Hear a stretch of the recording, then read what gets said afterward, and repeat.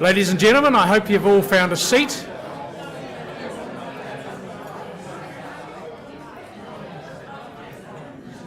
I'm just checking because I'm not sure whether the sound's on. Is the sound working? Oh, good, so you're just ignoring me. Right, that's right. Right, my name is Hayden Smith. I'm from Zealand Spatial New Zealand, and some of you might ask, who is Zealand Spatial New Zealand? Because we have only existed now for about a month. We used to be NZSEA, New Zealand Institute of Surveyors. We're now Zealand Spatial New Zealand. So that's the history of that. So hopefully that's removed any confusion. If you are confused, then there's a banner right behind me. Just so you're aware, we are being live streamed, so might want to keep the banter down to minimal abuse of anyone or any individual. First of all, the health and safety issues. The toilets are just out the door there, men and women. I think you turn right, and there's a corridor over there. Should have no problems. If there is an earthquake or something similar, you know what I used to like? I used to be able to read my notes without using glasses. Unfortunately, the fonts can't be big enough these days, so I'm having trouble. If there is an emergency and you need to get out, the stairwell is to the left of the lifts. So go out there, the lifts you all would have come in. To the left there are the lifts. If you're a smoker, you're pretty well stuffed really. You've got to go out, down the street, down by Parliament. To the right there's a grassy bit, you can have a smoke there. Cell phones, I'd appreciate if you could turn them on to silent or totally off if you can deal with that withdrawal sort of situation. And earthquakes, drop, cover and hold. Do the turtle thing. Find somewhere, probably around your tables, around the door wedges, whatever, and don't go running outside until you've got some sort of all clear from the staff. Now, I would like to say that I've been privileged over the years to meet some very famous people, and you know, that's pretty few and far between, but probably one thing that I found quite interesting was Australia have changed their Prime Minister, and Scott Morrison is the first person that I actually know, the first Australian that I know that's Prime Minister. He worked in Wellington many years ago with my wife, and the reason I remember Scott, because he was just another Aussie, no reason I remember him, was we were at a party together when Lady Diana died, and it was the first Australian I'd seen cry. So Scott was quite emotional about that. But I also noticed that in the Rugby League final series, they've advised the medical staff, there used to be a concussion test, was who's the Prime Minister of Australia, and they're all failing. So they decided that they won't do that anymore, and they'll try and make it so that it's a simpler test so that the average Australian can pass it. What did Muldoon say that when we bought in passports, that single development raised the intelligence of both countries overnight? So anyway, the agenda this morning is going to be your dinner or breakfast very shortly. Around 5 to 8, we're going to have our guest speaker and from Stats New Zealand, and he's talking about everything spatial and why stats are a big part of that process. Then we'll have 3 judges. We'll announce the finalists for the year, and then we'll have a bit of networking, and then we'll all be on our way to Geocart or wherever you want to be or need to be. So enjoy your breakfast, and we'll see you in about 25 minutes.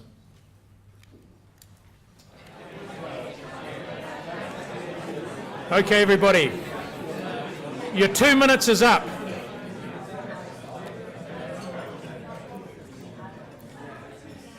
I'd just like to mention Stats New Zealand that are the supporter of this breakfast, and without their support and the many others that support the New Zealand Spatial Excellence Awards, it'll be difficult indeed to make this an annual event. So thank you to Stats New Zealand, and thanks to all those commercial partners who have helped us over the years to make sure that this event is the special function that it needs to be.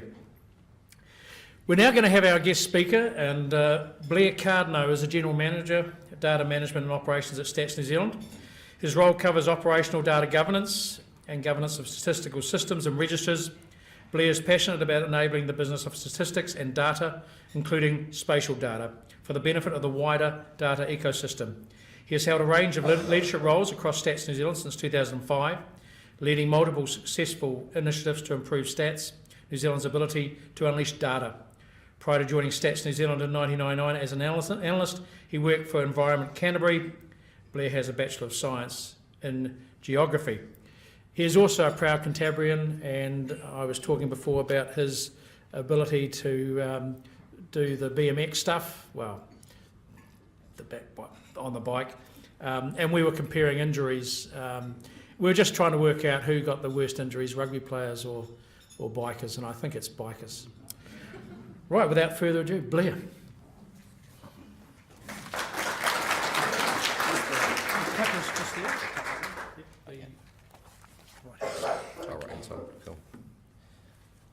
Let's see, we'll make this work.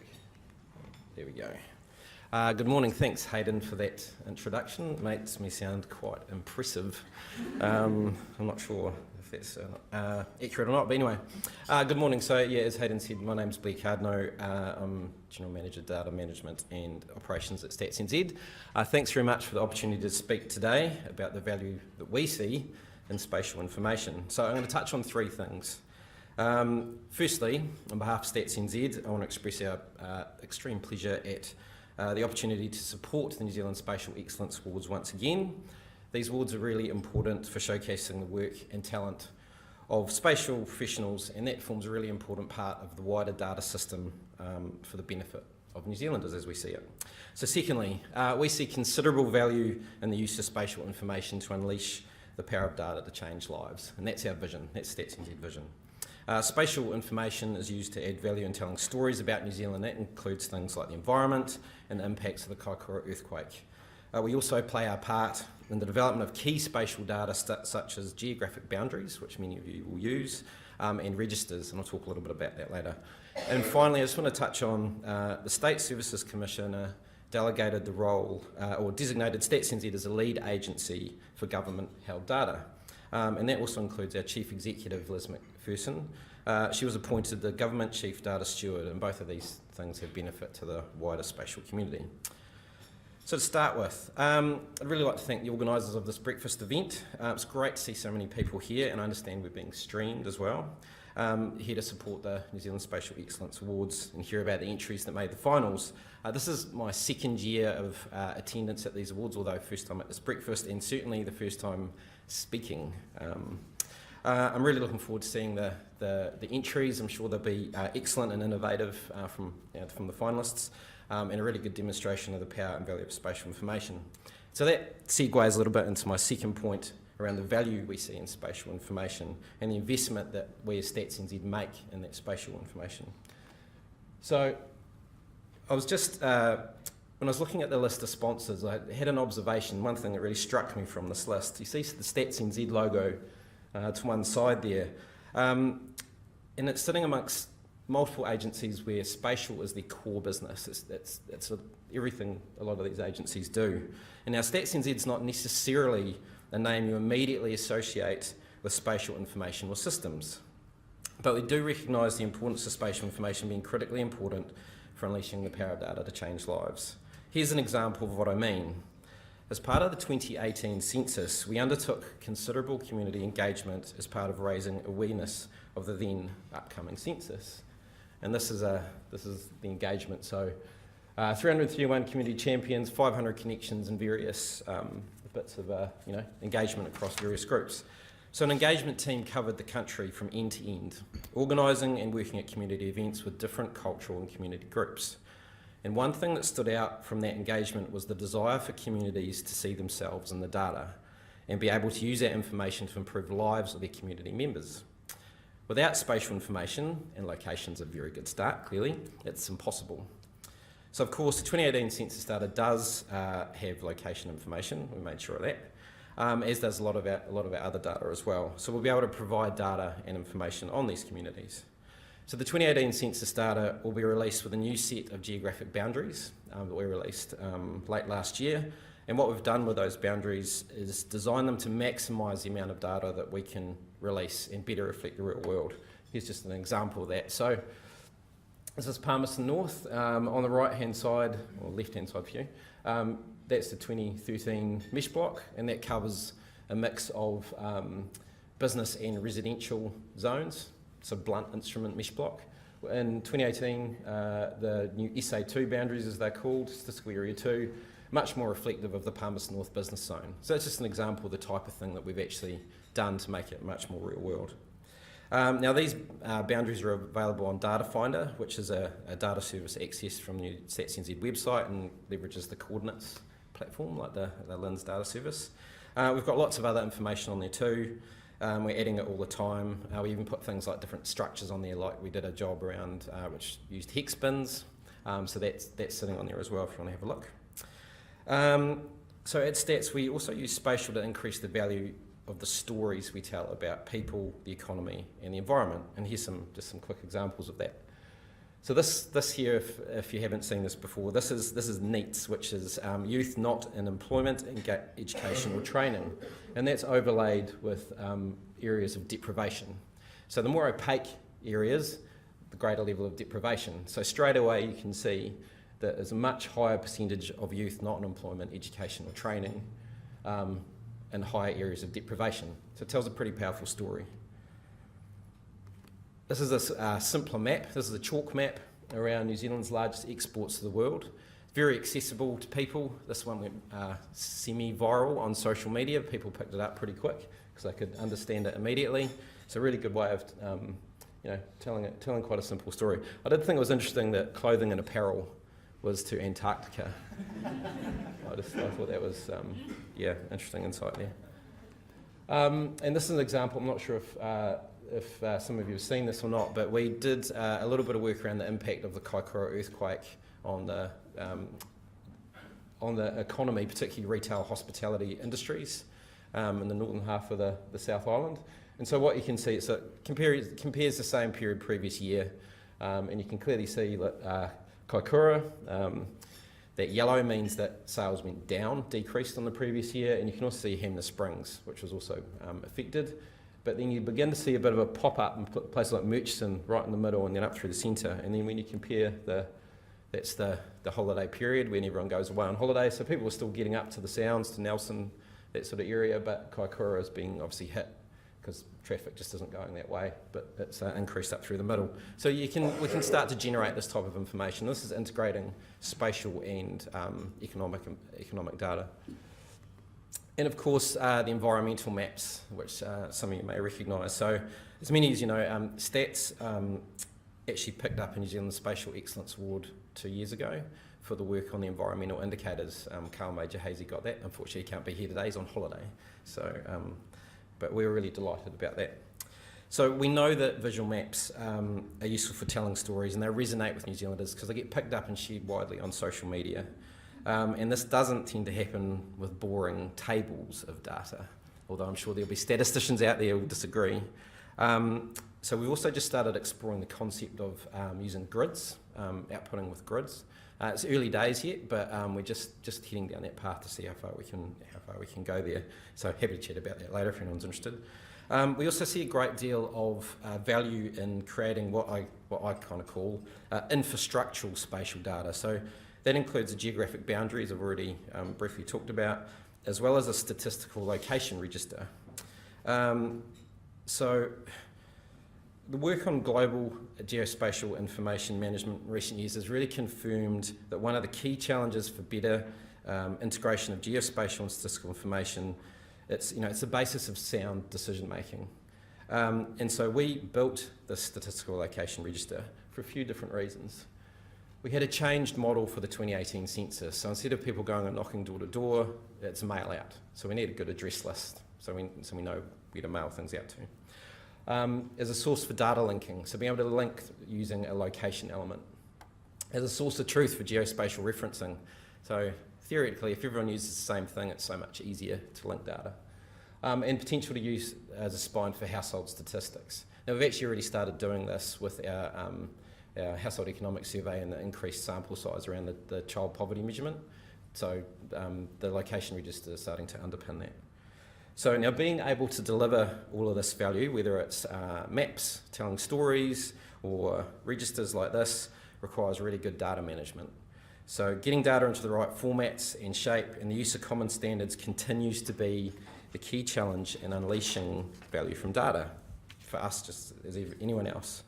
So we created the location register to get a standard high quality list of addresses for the 2018 census. Imagine if that list existed for all the government and the wider data system to use. I'll just let you ponder that point and think about that. And so that segues into my final discussion area about our role as government data system lead and Liz, our chief executive's role as the government chief data steward. Just quickly. So StatsNZ leadership role, data leadership role, is all about supporting the government's priority to get more value from data, to better inform decisions, shape policy, improve service delivery and drive innovation. We want to empower agencies to use data more effectively, and we'll support agencies by creating tools, resources to increase data capability, remove roadblocks and reduce costs. And we want to do this by partnering with agencies to co-design, so that's a word that comes up a lot, co-design and implement new ways to manage and use that data. And there are several key areas around this. So we've got a team called the Data Leadership Hub, and they're about strengthening data capability, working out with other agencies. We've got a Data Knowledge Centre, which is a web portal with a whole lot of information on it. There's also a framework that's been developed called Operational Data Governance, and that's about establishing and embedding the right data management behaviours. And we've actually got a team of people working with Environment Canterbury right now, actually, around implementing that particular framework.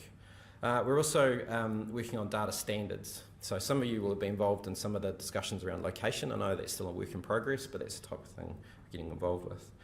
We're also developing a data roadmap, and that's providing the idea that we have a shared vision that supports New Zealand's data use, and that includes spatial, clearly. And that's to reduce duplication and costs and provide, reflect information needs of Maori as well. We're also doing a legislation review around the Stats Act. So for the next couple of years, we're looking at that. So if you get the opportunity to have input into that, please take it. So that's been worked on, over 1920. Now Liz, our chief executive, has been delegated the role of government chief data steward, and her role is about ensuring we get the full potential out of government data use, and at the same time continuing to maintain and build trust and confidence. And Liz definitely sees that spatial information increases the power and value of data. So we also hold the lead open data role for government, and we're delighted to be able to work with other agencies around this, whether it's with LINZ or McDem or MB, whoever that is, plus any other non-government agencies in this space. We've got currently over 5,000 open data sets available via data.gov.nz, and more are being added all the time. So really, the key message around our leadership role is empowerment, partnering and co-design for more effective use of data. So I'm just coming to the end now. So to conclude, again, I'm really pleased to be here to support this event on behalf of StatsNZ. It's great to see everyone here, particularly with the inclement weather. And I had to fly down in it last night, or up in it from Christchurch. We see considerable value in the power of spatial information, and will continue to undertake a role as stewards and leaders that will enable the wider data system to create a tenfold increase in the value of data provided to New Zealand by 2030, and that's our strategic goal. Finally, I thought I'd leave you with a little example of spatial and statistical integration. So bear with me on this. A surveyor, a cartographer and a statistician are out hunting. The surveyor shoots at a deer but misses a metre to the left. The cartographer takes a shot and misses 1 metre to the right. And the statistician yells, "We got him." So, I'm glad you laughed. That's good. So that's it. Thanks for your time today. If anyone's got any questions, fire away. But otherwise you can just talk to me after.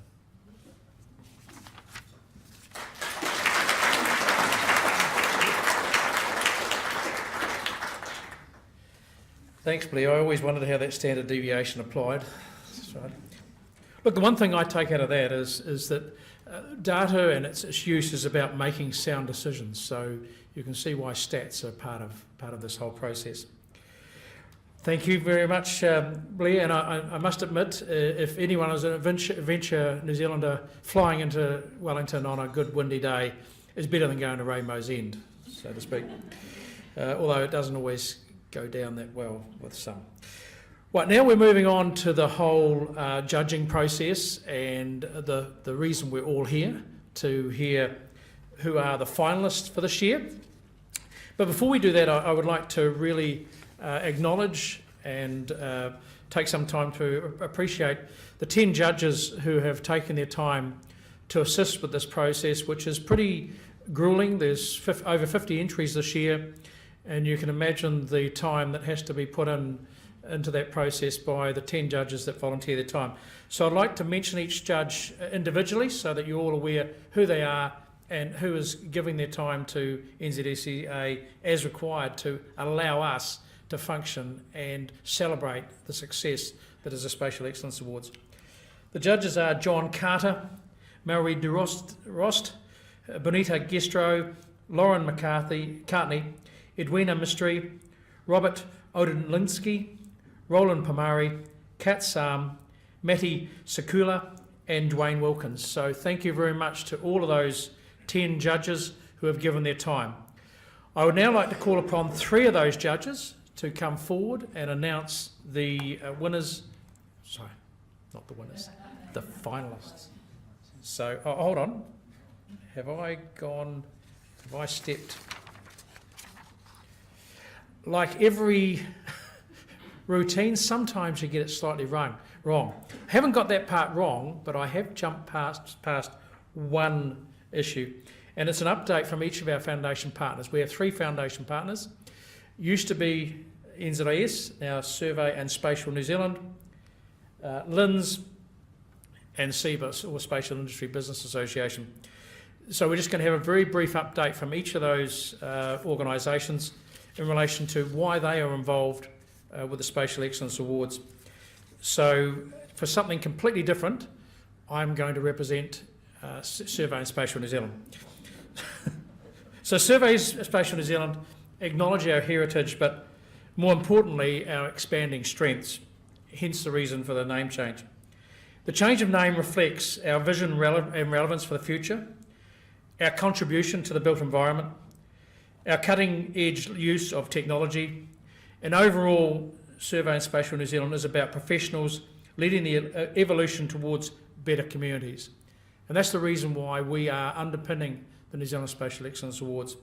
So I'd like to call forward Aaron Jordan on behalf of LINZ.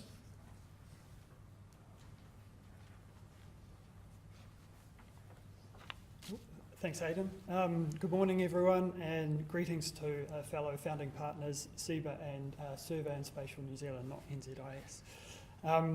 LINZ is excited to be part of the New Zealand Spatial Excellence Awards 2018. It's a chance to celebrate yet another eventful year and in a thriving and vital industry. As an organisation that's working to boost the use of geographic information across New Zealand, we at LINZ are always on the lookout for success stories, people innovating with geographic information to produce new products and services for Kiwis. As we all know, the potential for geographic information is often underappreciated, yet it's really changing the way we live and work. Whether it's mobile apps, precision agriculture tools for farmers, or improving the safety and livability of our cities. That's why it's important that the industry celebrates its achievements, and that's why LINZ, SEBA, Spatial and Survey New Zealand got together to form the New Zealand Spatial Excellence Awards, so that the next generation of innovators can see what can be done and what can be achieved with geographic information and how it can make a difference.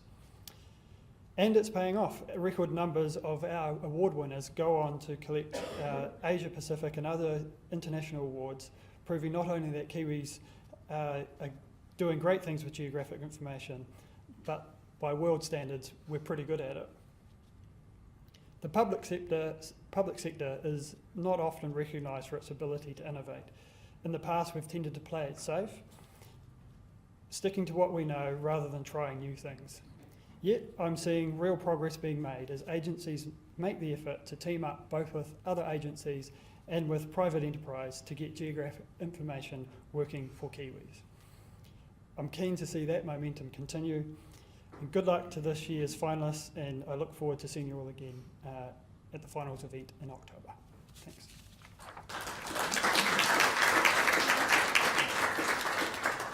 Thanks, Aaron. Anne Harper from SEBA.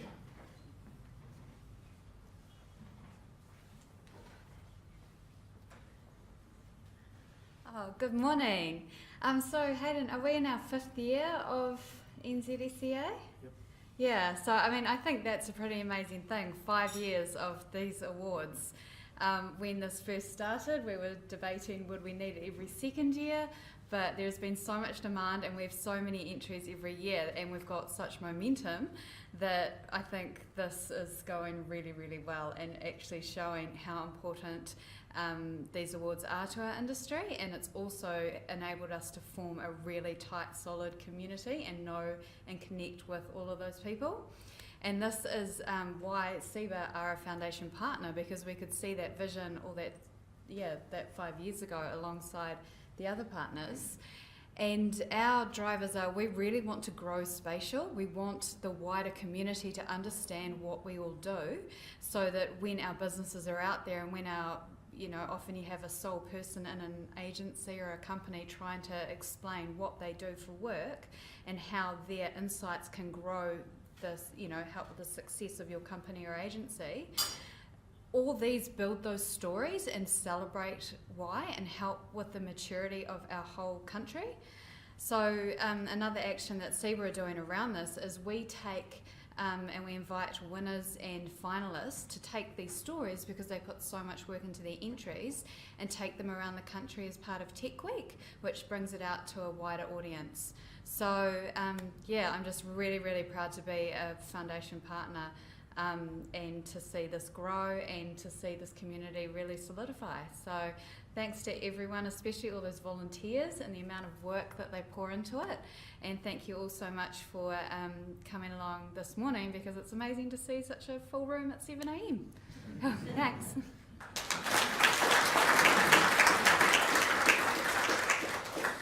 Thanks, Jordan. Thanks, Anne.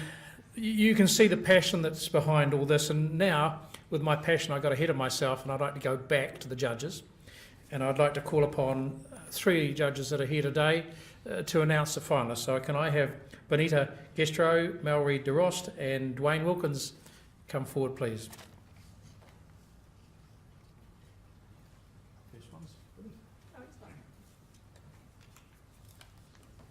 Good morning. First of all, I'm going to open up this envelope.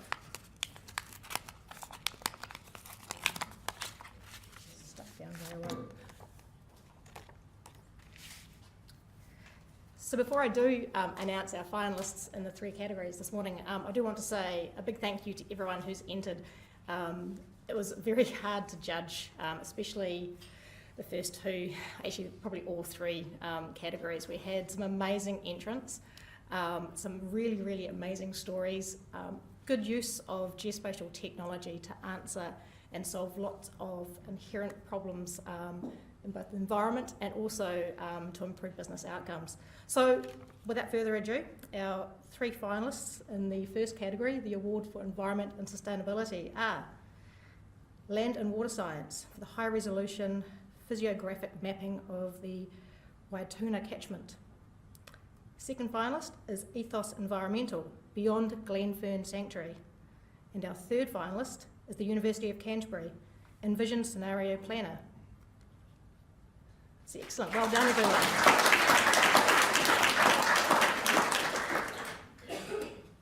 Our second category is the Award for Spatial Enablement. Again, some amazing entries in this category, demonstrating excellence in the application of geospatial technology, tools and methodology to improve business outcomes for both your organisation but also for their clients as well. So the 3 finalists in this category are Christchurch City Council for the Strategic Spatial Enablement Program Maximising Our Talent, CoreLogic for the Placemakers Transport Management System Mapping, and our third finalist is the New Zealand Transportation Authority and Traverse for EV Roam. Well done.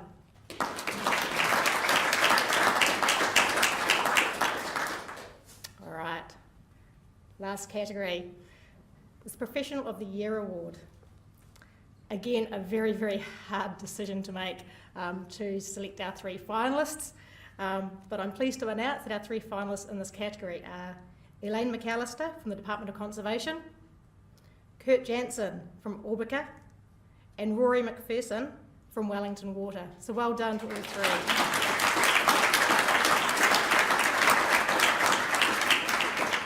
Thank you, and I look forward to seeing you all at the awards afternoon in October. Thank you. Thanks, Benita. Yuri. It's Mairead, but we'll be fine. And incidentally, as a result of that, I made sure I could pronounce all of these. It's that horrible feeling when you're like, oh. But anyway, on an incredibly positive note, as this is what's been really interesting, just hearing Benita mention some of the people who've been the professionals of the year, is seeing their progression from some of the categories I have on the screen now to the more senior roles within the industry. And that's one of the things that, as part of the New Zealand Spatial Excellence Awards, the fact that we've had 5 years means that we can see that progression. Younger entrants to the industry, or people about to enter the industry, taking on more senior and more core roles within the industry. We judged these 3 categories, and you won't be in the least bit surprised, given the quality of candidates we've had before, that these were also incredibly difficult to judge. We were, for the size of the spatial industry in New Zealand, we're incredibly lucky to have such a high quality and a high calibre of people actually applying for these awards. But I also feel that there may be others. So if you're sitting here today going, I should have applied, think about doing that in 6 months' time and start writing stuff down before the deadlines actually start coming up. We've had really high quality of stuff, but I also know that some of these things aren't actually represented yet. So anyway, the first award for technical, or the award for technical excellence, we have 3 finalists. The first finalist is Auckland Council with the Auckland Council Development Capability Model, ACDC. The second finalist is CoreLogic with their project One Roof. And the third finalist is Orbicon with GeoAI feature extraction and classification. Cool.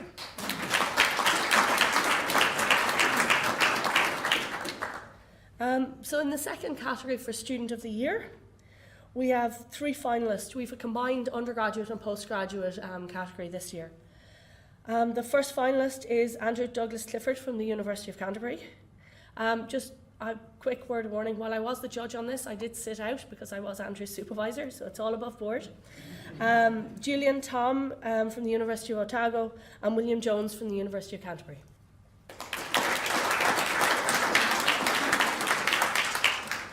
And the final award that I'm sort of mentioning the nominees for this morning is the Young Professional of the Year Award. There's four nominees. The first is Callum Smith from Oricon. The second is Claire Buxton from Calibre. The third is Hamish Kingsbury from North Canterbury Transport Infrastructure Recovery. And the final candidate is Sam Keast from the Ministry of Social Development. Thank you.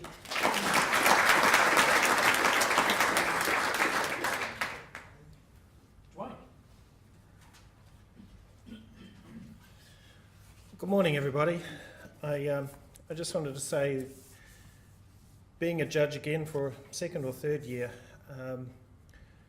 it's a fair amount of effort, but reading through the submissions, it's quite enjoyable being able to see and read some of the detail of some of the work that goes on.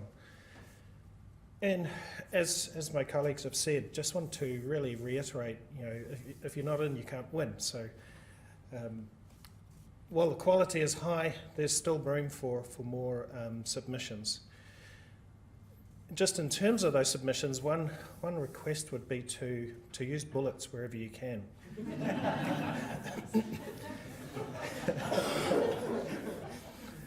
It's sometimes it's a bit chunky getting through some of that text. And pictures are always useful. Just in terms of judging, and maybe if I just share with you just a thought on the process. Usually everybody sort of starts with the same, and sort of depending on how uplifting or how depressing the reading goes will depend on how we assess the score. So yeah, be in to win. So right. The winners are, the finalists are, okay, for the award for Export and Innovation, the finalists are Isovist for e-planning, Orbica for GeoBI, a data visualization platform, and Osprey New Zealand for Land Information API.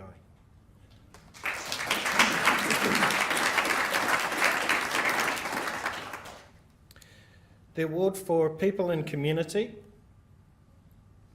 We have our finalists are the University of Auckland for the Index of Multiple... University of Auckland for the Index of Multiple Deprivation, or IMD. We have New Plymouth District Council for the New Plymouth E-Plan, and Te Runanga o Ngaitahu for Kahuru Manu, the Ngaitahu Cultural Mapping Project.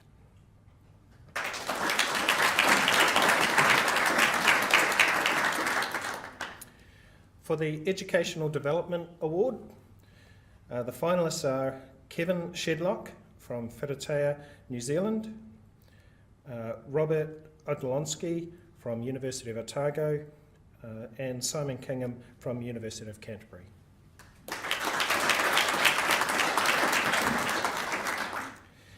And this was actually quite a highlight to be reading through the Women's Leadership Award submissions. It was probably my favourite, actually. So finalists for Women's Leadership Award, we have Katrina O'Neill from New Zealand Transport Authority. We have Claire Buxton from Calibre, and Kate Salm from Oricon.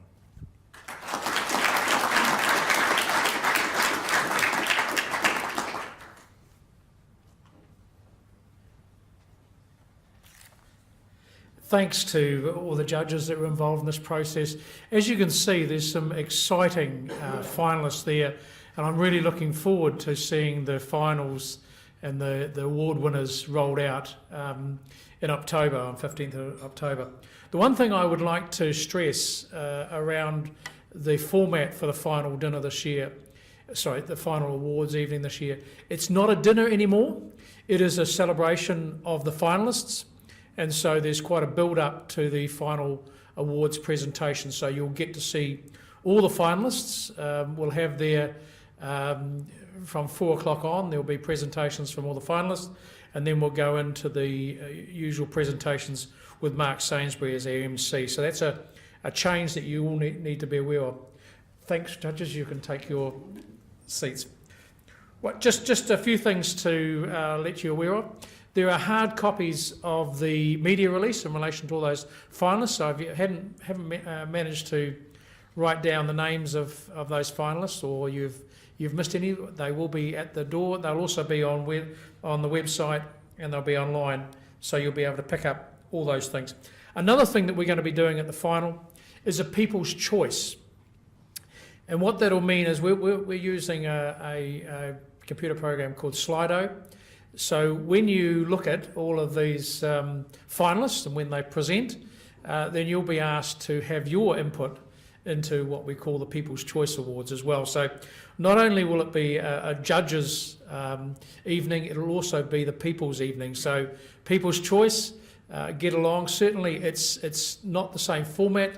We've also made it so that everyone can attend. So anyone that's thinking of going or wants to take a number from work, then basically we've made it cheap as chips, and we want people to be there. We want people to celebrate with the finalists. We just don't want a closed shop. We want to let New Zealanders know what spatial is about, and this is what the New Zealand Spatial Excellence Awards is about.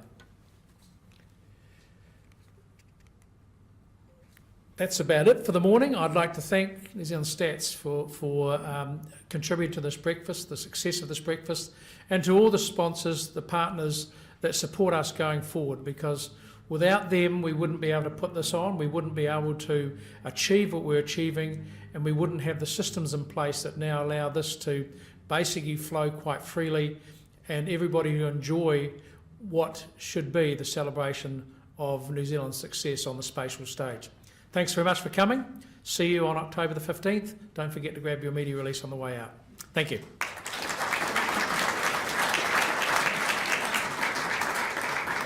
Wednesday, 17th of October, if anyone's unsure.